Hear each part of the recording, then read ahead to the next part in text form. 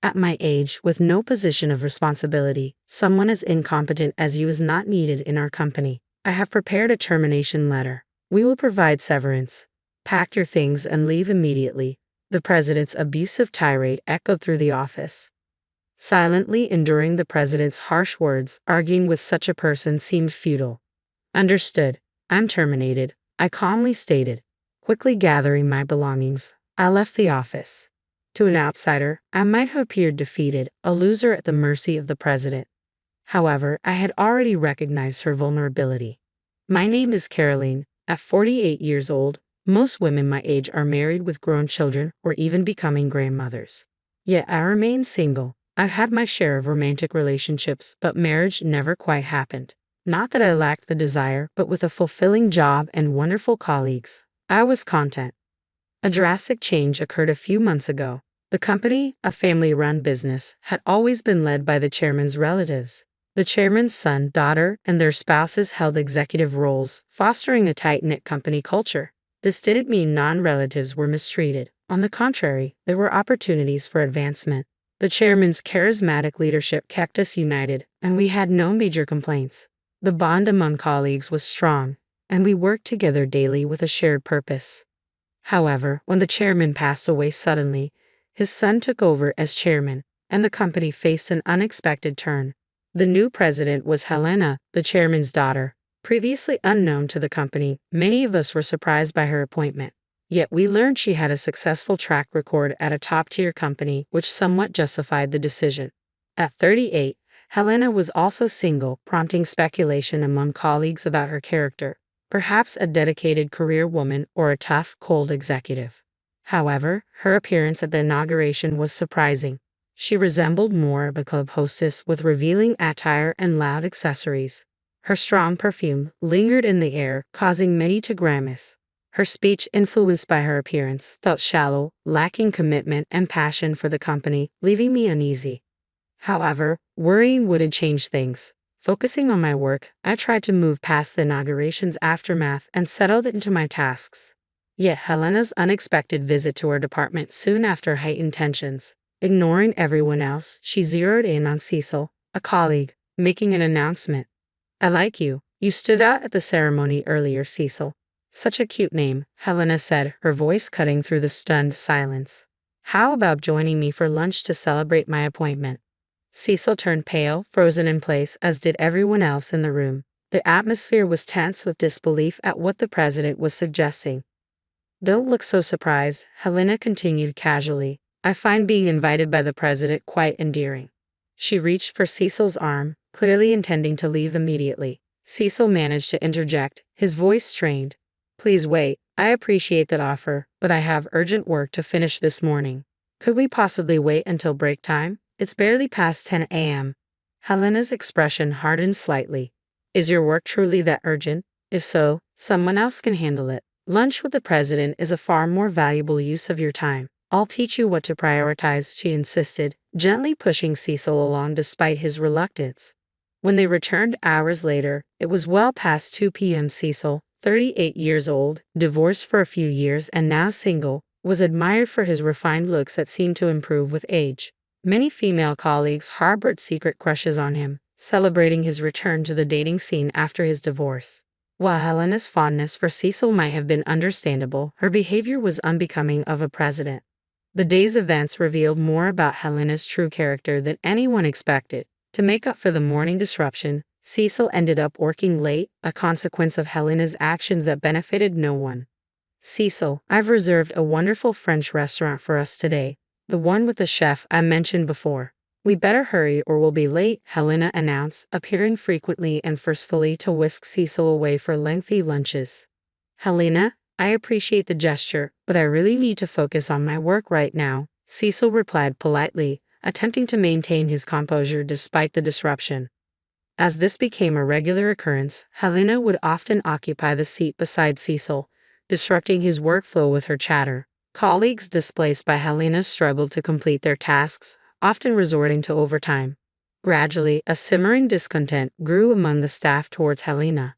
While no one dared to voice their frustrations openly, it was clear that many shared the same sentiment. When exactly does Helena perform her presidential duties? It seems like she's not taking her job seriously at all, murmured a colleague with a skeptical glance towards Helena's office. I found myself busy helping Cecil and others with their work and overtime. One day, while assisting Cecil, I tried to lighten the mood. Cecil, you've really been put through the ringer. It's tough being targeted by the wrong person, I remarked sympathetically. Cecil responded apologetically, I'm so sorry for causing everyone trouble. I really appreciate your help, Caroline, especially since you have your own workload to manage.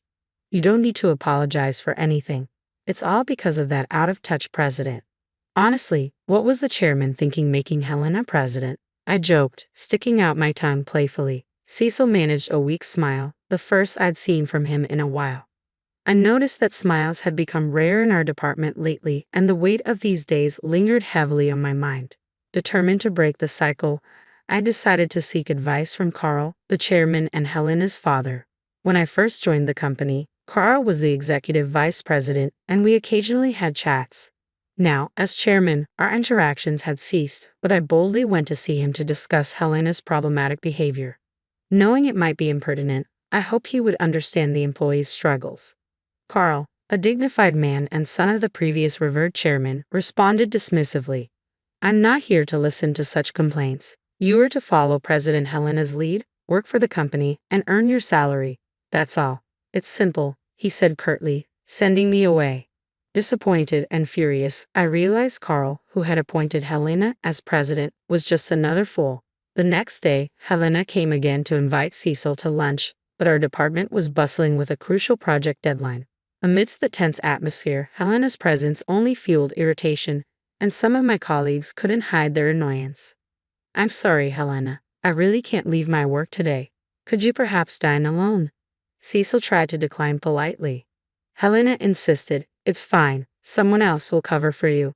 Hey, you there, take over Cecil's work. Unbelievably, Helena approached me next, saying, Right now, both Cecil and I are swamped with work. No one in the department has the capacity to take on additional tasks. I'm sorry, but that's not possible, I firmly replied, meeting Helena's wide-eyed disbelief. Despite momentarily faltering under Helena's stern gaze, I knew I had to speak up. I said it's not possible. Cecil's tasks today are critical, and I have a pile of my own work to complete. Taking on Cecil's responsibilities is simply out of the question, I asserted firmly. Every time you pull Cecil away, our department's progress stalls, significantly affecting the company's performance. As president, you must be aware of this. We're receiving complaints about poor responsiveness from clients, and our credibility is suffering. If this continues, we'll be overtaken by our competitors. I continued, venting my frustrations. There was no turning back now. Do you even know who you're talking to? You know what happens when you speak against the president, right? Helena's voice, so different from the sweet tone she used with Cecil, was filled with intimidation as she retorted. I'm speaking out of concern for the company. We're all striving to improve performance. I can't comply with actions that will hinder our success. We need Cecil at his desk right now, I insisted, choosing my words carefully, mindful that she was still the president.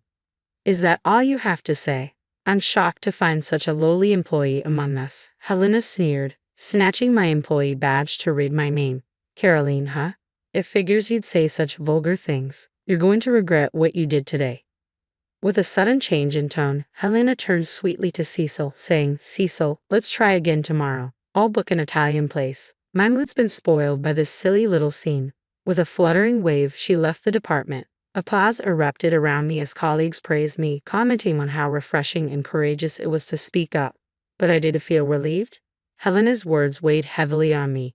I knew this wouldn't end without repercussions, Cecil said, placing a comforting hand on my shoulder. Caroline, are you okay? His concern was evident, and it warmed my heart. Are you okay, Caroline? I know you spoke up for all of us, but now you're in the president's sights. I'm on your side, though. If anything happens, I'll be here to protect you, he reassured me with strength in his voice. His strong reassurance lightened my heart slightly, and I felt grateful for such a supportive colleague. With these colleagues by my side, I felt ready to face whatever might come next. However, Helena's retaliation came sooner and more straightforwardly than I expected. She showed up in our department the very next day with a harsh tone and words that cut deep. You, at your age, with no significant position, not proficient at work, just getting older and more out of sight. Helena began sharply. How dare you talk back to me? Someone who has remained a mere employee all these years is not needed in this company. Frankly, you're an eyesore. You're fired as of today. Pack your things and leave. I was astounded by the abrupt and harsh dismissal. Fired? I echoed in disbelief. With rough breath, Helena pulled out a piece of paper. Yes, but it's not wrongful termination. Don't bother suing. Here's your termination letter, and we'll even pay severance. Now, hurry up and leave, she commanded dismissively. That's too much, President Helena. Caroline is indispensable to this company. Cecil stepped forward, fists clenched in determination. Helena scoffed, dismissing Cecil's stance. Cecil, you're mistaken if you think it's wise to side with such an incompetent woman. It seems you've been influenced by her because you've worked together for too long. How pitiful. She's a detriment to this company, and it's only right she's fired. I stood silently, absorbing Helena's verbal abuse. Arguing with someone like her was futile. If you say my presence is detrimental to the company, then I must accept my dismissal, I replied calmly. Quickly packing my belongings, I left the office. Though I couldn't suppress my intense anger, I was determined not to let this end here. I had already identified Helena's weakness. The next day, I welcomed the refreshing morning, had breakfast, and cleaned my house. Glancing at the clock as it struck 10 a.m., my phone rang. The company's number flashed on the screen. The caller was easy to guess. It must be Helena. Slowly I answered. Caroline. Oh, thank goodness you picked up. Listen about the firing yesterday, it was just a joke. I never imagined you'd take it seriously and actually not show up today. I'll overlook your tardiness, so please come to the office as usual. Helena spoke in the same controlling tone she used with Cecil. You're so honest, Caroline, to take such a joke seriously. Helena's voice quivered slightly. It wasn't a joke. I have the signed termination letter. Does the company sign such things as a joke? If so, that's terribly irresponsible. I began firmly, staring directly at Helena. A president who flirts with male employees and publicly humiliates an employee is disgraceful. I want nothing more to do with such a company. Helena was speechless at my words, so I pressed further. I know everything that happened this morning in the office and that you'd come crying to me for help. I heard all about it from Cecil. Today was an especially important day for presenting our company's best product to a crucial client. Success would significantly boost our company, while failure would allow competitors to leapfrog us to industry leadership. Even Helena must have recognized this importance, attending the morning meeting to motivate everyone. She asked who was in charge of the presentation, but no one came forward, and the room fell silent. Of course, I was the presenter. When Helena realized this, she panicked. She asked if anyone else could handle the responsibility, but all she found were resignation letters from all employees upon hearing of my dismissal. Everyone had had enough of the company. Please, if you're there, Caroline, the presentation can still go ahead. We don't have much time before the meeting with the client. I'll double your salary and you'll be treated as a director. Please come back, Helena pleaded hysterically, almost incomprehensibly. Unfortunately, I have no intention of returning. Please handle it yourself. As president, you haven't worked properly and have been chasing employees around, decreasing performance. I don't think you have the capacity to manage it, I said firmly before hanging up. I dismissed her further calls without hesitation. It would be interesting to see how she managed alone. That evening, Helena and Carl came to my house. As I cautiously opened the door, Helena began, I'm sorry. I'm so sorry. Please forgive us, they pleaded tearfully. Apparently, the presentation had been a disaster from the moment Helena arrived alone. The client must have been skeptical, and just minutes into the presentation, they stormed out, disgusted with Helena's incompetence. They said they'd reconsider if you were involved. Caroline, please, for the company's sake, come back, Helena pleaded. My anger erupted. For the company? How can you say that? You've disrupted employees' work, fired me for speaking up, and caused everyone to turn against you due to your arrogance. This is the result of your actions. Please leave. As I attempted to close the door, Helena sprang up. It's all because you interfered with my lunches with Cecil, embarrassing me in front of everyone. That's why I fired you. You got in the way of my lunches with Cecil. That's all it was. What a childish notion. I knew it, but hearing it directly from her made me feel sick. I'm begging you to come back. Suddenly, Helena lunged at me but was swiftly stopped by Cecil, who had come out of concern. Enough, please. I came because I was worried about Caroline. And I can't believe it's come to this, Cecil said, surprising both Helena and me. Helena, let me make it clear. Dining or talking with you has been nothing but a pain because I have someone I like. I've told you many times, but you only looked at my appearance and never listened, Cecil confessed, leaving Helena paralyzed. Caroline and the other employees who resigned have already found new jobs. A competing company looking to expand was thrilled to hire us all. Everyone is talented and they were delighted, I interjected firmly. Caroline and I are not coming back. You're the reason she was unfairly thrown out of the company. Please don't show up in front of us again. If you don't leave, we'll call the police. Helena tried to say something but was pulled away by Carl, who was also pale. He was the fool who appointed Helena president and dismissed my desperate pleas. There was no room for sympathy without supporting employees and missing a great opportunity. The company's reputation plummeted, leading to bankruptcy. I am sorry to the wonderful predecessor, but once the predecessor was gone, it was only a matter of time before it came to this, I concluded sadly. Helena and Carl disappeared, buried under immense debt, living lives I don't even want to imagine. Meanwhile, Cecil and I began dating. The confession that I was the person he cared for came as a sweet surprise after years of working together. Our relationship evolved from trusted colleagues to partners. I'm grateful I didn't rush into marriage when I was younger, as I've now found the best partner later in life. Life is unpredictable. Maybe Cecil and I will get married. That's what I've been contemplating recently.